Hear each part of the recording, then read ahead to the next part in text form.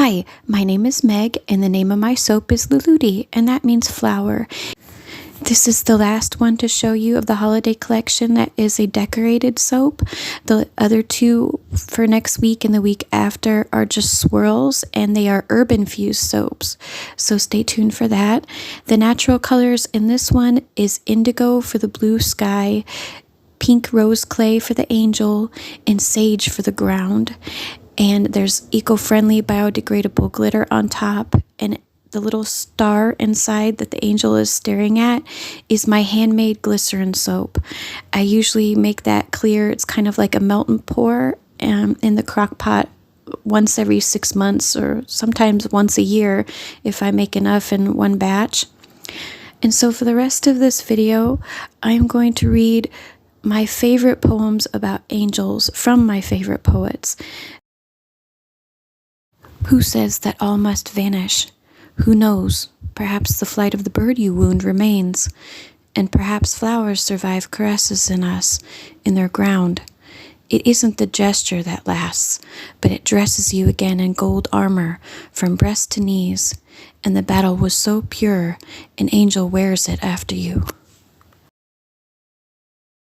At the golden gate of song stood I knocking all day long, but the angel, calm and cold, still refused and bade me hold.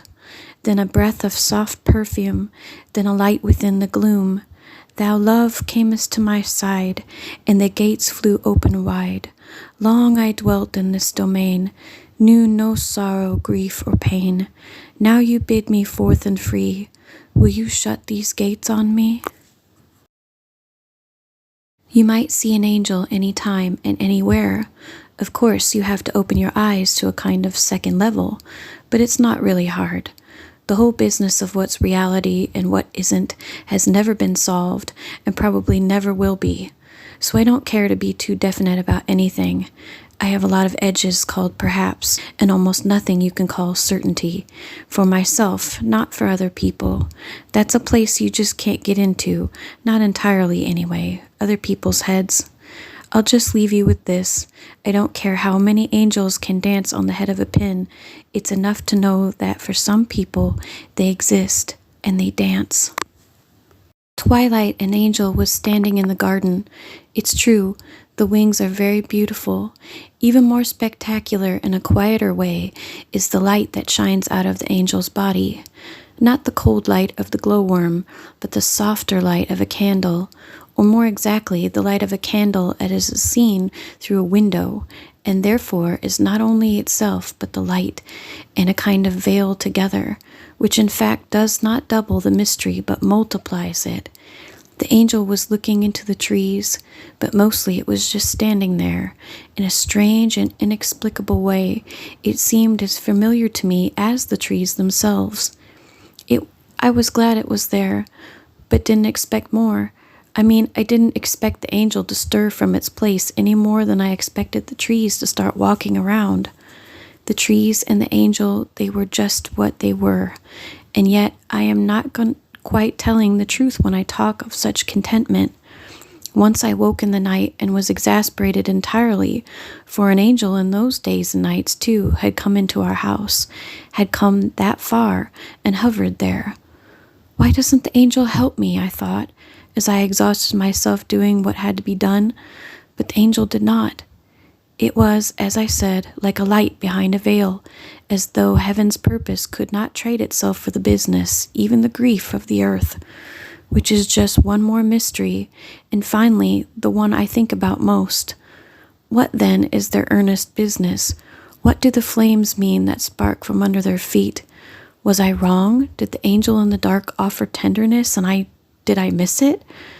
What was that other angel doing in the garden, standing there straight-limbed and substantial, as though the trees were singing to him, or he was singing to the leaves, or all of them were stitching a music together for something or someone, and no time, no precious time to think of anything else?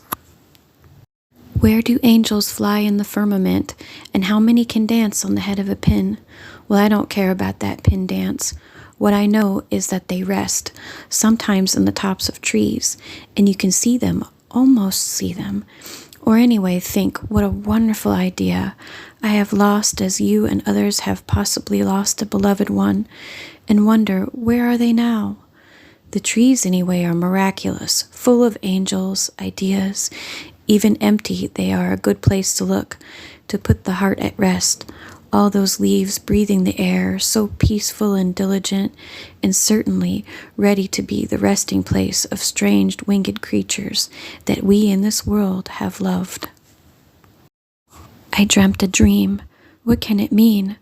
And that I was a maiden queen, guarded by an angel mild, witless woe was never beguiled. And I wept both night and day, and he wiped my tears away. And I wept both day and night, and hid from him my heart's delight. So he took his wings and fled, then the morn blushed rosy red. I dried my tears, armed my fears with 10,000 shields and spears. Soon my angel came again.